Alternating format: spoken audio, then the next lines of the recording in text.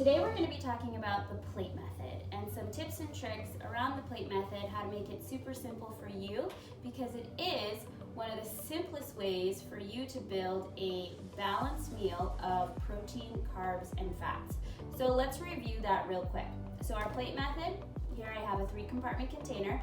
We are going to have half of our container of non-starchy carbs, so our veggies, think spinach, broccoli, Brussels sprouts. Then we're going to have a quarter of that container being protein, so chicken, turkey, fish, and then the other quarter is going to be our starchy carbs, so potatoes, rice, fruit. Okay? And then when it comes to our fat, we want to measure about a thumb's worth of whatever added fat we're going to use to complete our meal. Okay, that's a good rule of thumb to use. So that could look like avocado or maybe some nuts, or if you're going to be cooking with a little bit of either olive oil or avocado oil, that would be your fat source.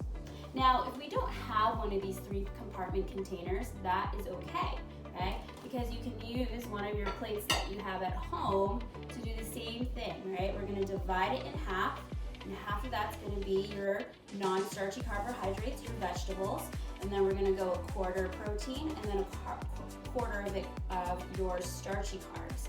Okay. Couple of things to keep in mind when you are using a plate at home. How large is your plate? Okay. So are we eating off a plate that's this big, or do we have something of a bit more moderate size? Okay, where you won't find yourself maybe overeating if we're using a plate that's this large. I don't think we rarely use these. Okay, so one of the biggest questions we get when using the plate method, while it is really great if, let's say you had some like chicken breast in here and some rice, and then maybe you had some green beans over here.